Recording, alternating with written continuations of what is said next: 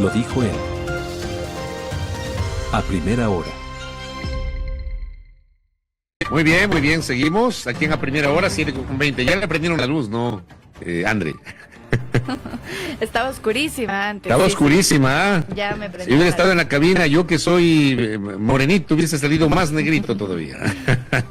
Pero ya se le ve bien a usted. Bueno, sigamos hablando y sigamos en la tónica justamente de lo que nos ha dejado la sesión de ayer de la Asamblea Nacional, la sesión de instalación con esta operación política del oficialismo, con un segmento de Pachacuti, con un asambleísta del Partido Social Cristiano, con asambleístas de estas organizaciones políticas locales, para hacerse del control total del Consejo de Administración Legislativa, y obviamente ahora hay la expectativa de la proyección, porque esto será más complicado, ¿no? Habrá intereses, habrá apetencias, habrá gente que querrá presidencias o vicepresidencias de comisiones, pero leamos justamente lo que pasó el día de ayer. Le quiero agradecer a la politóloga Tatiana Kinga, que está conectada con nosotros vía telemática.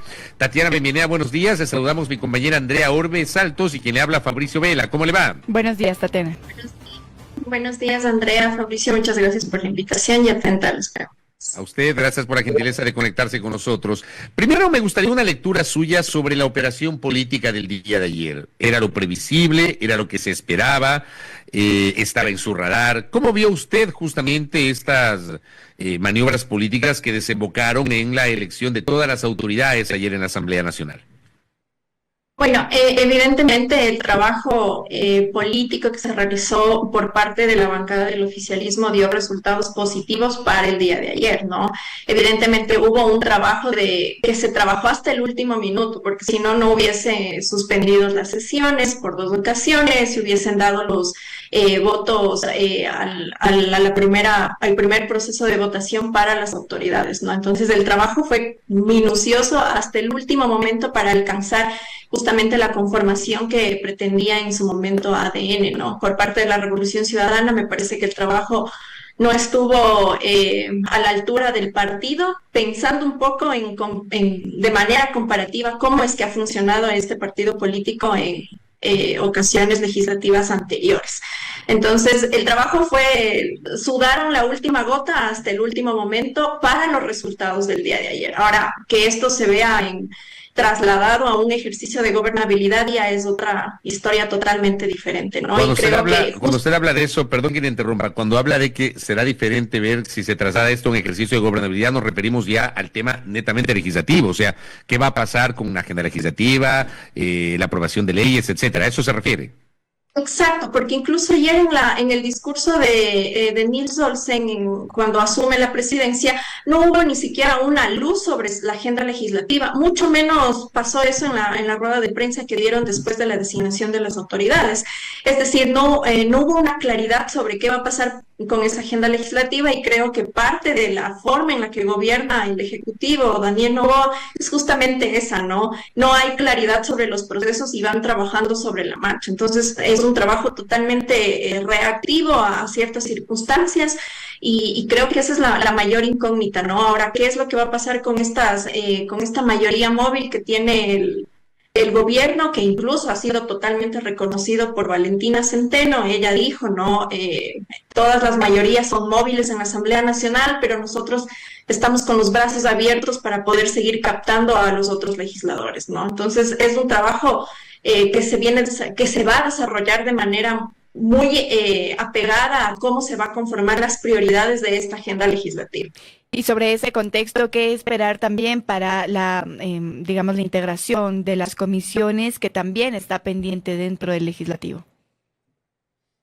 Probablemente las comisiones que son de mayor interés y de mayor peso político, por así decirlo, régimen económico, desarrollo económico, fiscalización, evidentemente, van a estar ligadas a ADN. O sea, no creo que ellos tengan que den esta oportunidad, abran esta oportunidad para que partidos como el mismo Pachacuti, algún integrante del Partido Social Cristiano logre tener una presidencia o una vicepresidencia en estas comisiones que son sumamente importantes para el ejercicio legislativo. Entonces, por ese lado, evidentemente, sí, pensando en la conformación que vimos el día de ayer sobre el CAL, el mismo camino sigue para la conformación de las comisiones, que es un ejercicio que también se la va a tener que jugar el gobierno, ¿no? Pero con esta mayoría móvil que consiguió ayer, es muy probable que tengan las presidencias y vicepresidencias de estas comisiones a favor de ellos.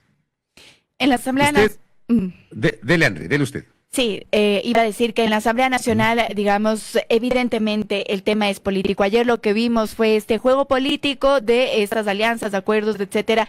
Pero qué decir sobre haber dejado, digamos, sin estas autoridades, sin una designación de autoridades para la Revolución Ciudadana, que ahora mismo está representando más del 40% de la votación dentro del legislativo.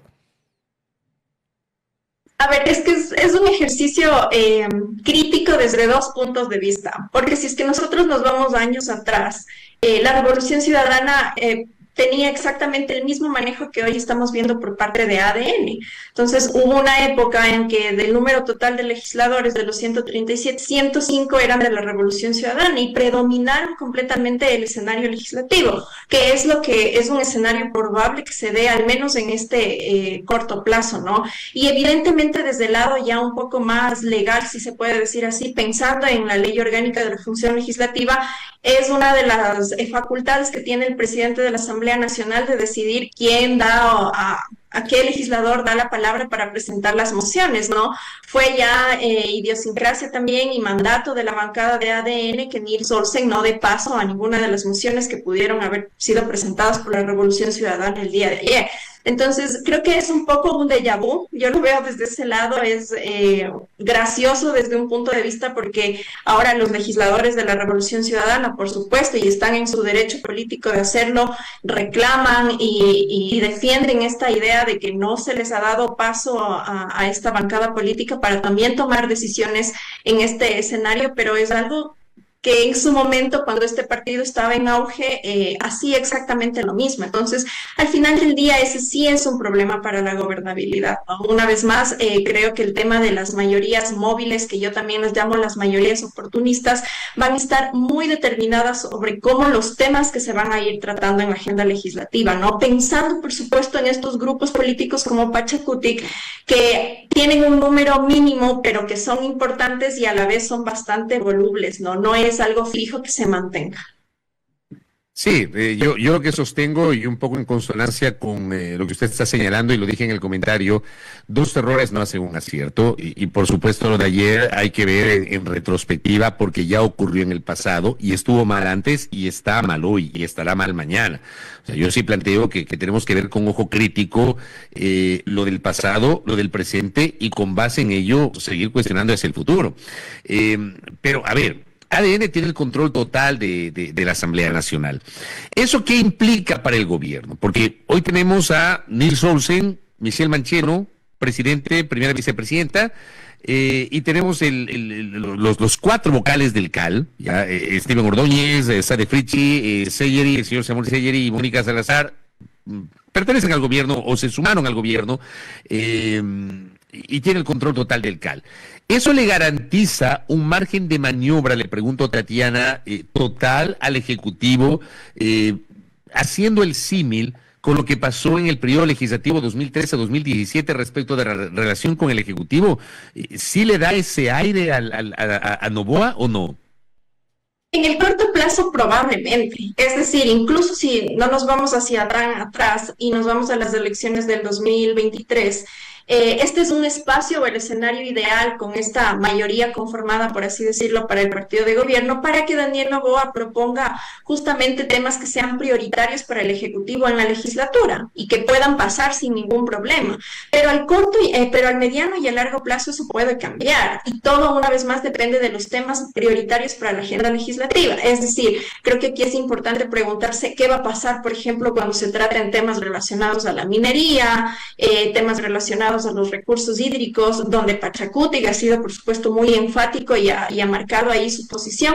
Entonces, todo depende, ¿no?, de cómo se vaya a ir desarrollando el debate en el tema legislativo, ¿no? Por ahora, el escenario es alentador, pensando en estos términos de que el Ejecutivo pueda tomar la bandera de proponer ciertas cosas como lo hizo en 2023 cuando subieron el IVA y tuvo el apoyo mayoritario en la Asamblea Nacional, incluido incluido la Revolución Ciudadana. Entonces, todo depende de la agenda legislativa, que es algo que todavía no conocemos. Ujú. ¿Qué decir respecto de, o más bien, qué escenario se podría reconfigurar ahora mismo para, por ejemplo, convocar a una asamblea constituyente? Varios analistas han dicho que teniendo ya esta mayoría en la Asamblea Nacional, no debería ser necesario tal vez la Asamblea Constituyente porque ya tiene un respaldo fuerte ahora mismo en el legislativo en donde se pueden hacer incluso reformas parciales. Es que no es una mayoría. Una vez más, las negociaciones del día de ayer fueron para el día de ayer, fueron exclusivamente para el momento de ayer porque no sabemos qué es lo que va a pasar al mediano y a largo plazo. Ahora, yo creo más bien que la gobernabilidad del presidente Noboa tiene que estar marcada justamente en estas líneas de propuestas que tiene que hacer al mismo legislativo, que tiene que hacer a su gabinete, a los grupos sociales, a los grupos empresariales y por supuesto que dé claridad sobre cómo y qué temas se van a tratar en la Asamblea Constituyente, porque es algo que una vez más no sabemos. Creo que la forma de gobernar de ADN y de Daniel Noboa justamente ha sido esa, no saber, es proponer el tema, pero en realidad nunca sabemos cómo se va a hacer, qué va a pasar, en qué momento va a suceder y siempre es de forma reactiva, ¿no? Entonces, no creo que el tener la configuración que se dio ayer y el juego político del día de ayer vaya a ser un escenario positivo para una propia Asamblea Constituyente, porque una vez más no es una mayoría, no existe una mayoría. Ese creo que es el punto más importante de ese análisis de Tatiana Kinga. Ahora bien, Nils Olsen se convirtió en presidente de la Asamblea. Fue un nombre que surgió en la última semana como la carta de ADN para justamente conducir el legislativo y finalmente logró 80 votos. Yo en lo personal, o sea, lo veo a Nils Olsen como un político nuevo, más allá de que ya tiene experiencia en la cosa pública porque fue ministro de Turismo en el gobierno de Lasso y en el gobierno de Noboa, pero es su primera experiencia legislativa. Me parece que a priori no genera resistencias y podría ser un elemento aglutinador. Habrá que ver si no le pasa factura la inexperiencia que seguramente la va a ir adquiriendo con el paso del tiempo en la conducción del legislativo. Pero, ¿usted cree que Nils Olsen, más allá de los episodios de ayer, puede de alguna manera ayudar a conciliar algunas posiciones en la Asamblea, incluso tomando en cuenta que finalmente ADN desistió de promover la candidatura a la presidencia de la Asamblea de Anabel Asín, que aunque tenía políticamente y jurídicamente el derecho de ser candidata a la presidencia, yo creo que políticamente no convenía que ella sea presidenta de la Asamblea por la relación que tiene con su hijo, con el señor presidente de la República. Yo creo que en política también hay que cuidar las formas. Al final creo que fue un acierto que la señora Asín no sea candidata a la presidencia. Pero, ¿usted cómo le ve a Olsen? ¿Qué expectativas tiene el presidente de la Asamblea, Tatiana? Bueno, creo que Nils Olsen, más allá de este elemento conciliador que debe de realizar, creo que el tema de saber negociar dentro de la Asamblea es algo que él también carece. Evidentemente había otras figuras dentro del mismo bloque de ADN, como Esteban Torres, que de alguna manera ya tenía su experiencia, sabía cómo manejarse en el legislativo, ya había estado en otros periodos. Entonces, él era como esa figura, tal vez antes de que empiece a sonar el nombre de Olsen, era como la figura esperada para poder ocupar o para poder candidatizarse a la presidencia de la Asamblea Nacional.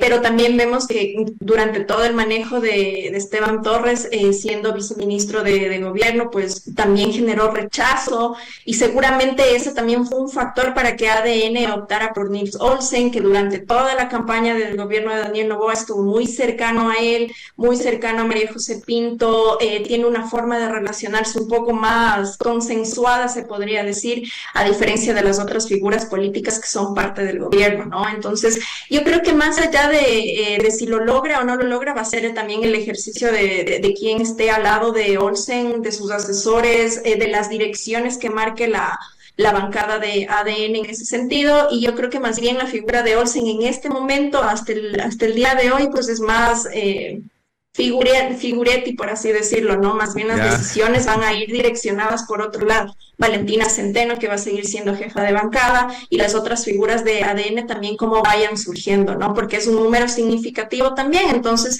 unos van a sobresalir sobre otros, evidentemente. Usted lo que acaba de decir, y le vamos a preguntar más adelante a Adrián Castro, que estará con nosotros, asambleísta de ADN, pero ¿usted cree que el verdadero poder político de la bancada no lo tendrá Olsen, sino Valentina Centeno, por citar ese ejemplo?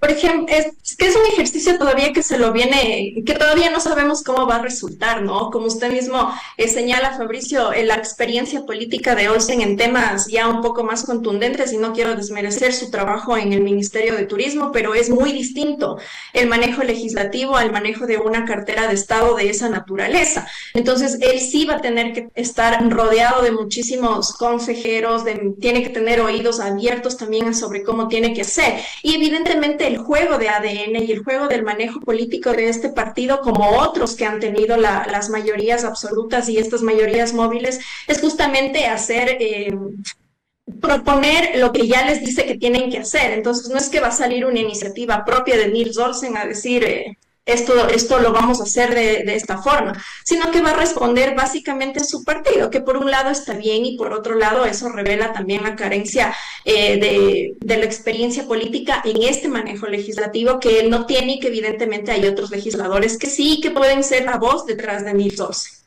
Para un poco ya ir finalizando, Tatiana, solo de cara a la ciudadanía, de cara a esta, digamos, visión tan baja que se ha tenido en los últimos periodos de la Asamblea Nacional, ¿cuál cree usted que es el reto ahora mismo con este contexto, con ya lo que hemos visto el día de ayer? ¿Cuáles son los retos entonces a los que se enfrenta ahora mismo el legislativo?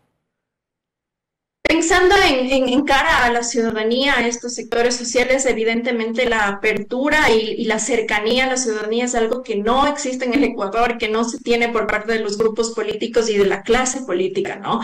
Creo que ese es un reto fundamental. Viviana Beló cerraba su cierre de gestión indicando que habían subido la percepción de la ciudadanía hacia el legislativo en un 39%, me parece. Lo dijo muy por los aires, porque no indicó o no dio a conocer indicadores sobre cómo se llegó a esta conclusión, y pensando también en los estudios cuantitativos y cualitativos de organizaciones mucho más grandes que hacen un trabajo exhaustivo y de comparación, como es el Latinobarómetro, donde señala que justamente la confianza en instituciones como el legislativo, en partidos políticos, es muy baja en países como el nuestro, en países como en Perú, como en Bolivia. Entonces creo que ese es un trabajo que tiene mucho que ver en resolver los problemas de la gente, ¿no? Tanto para el Ejecutivo como para el Legislativo. Yo ahora no tengo una respuesta clara sobre cómo eso se debería hacer desde el Legislativo, viendo la conformación que tiene ahora, pero evidentemente eso es algo que se puede evaluar al corto, al mediano y a largo plazo. Y mucho tiene que ver una vez más con la agenda legislativa, que hasta el día de hoy no conocemos cómo se va a dar en este nuevo periodo. Eso le vamos a preguntar tras la pausa a Adrián Castro, que estará con nosotros. Tatiana Kinga, gracias por el tiempo y por sus aportes para tratar de entender desde afuera lo que pasó ayer a la interna de la Asamblea Nacional. Un abrazo, ¿ah? Buen día. Gracias, muy amable, lindo día. Gracias a Tatiana Kinga, politóloga, aquí en A Primera Hora. Primera plana. Todas las noticias, todas las voces.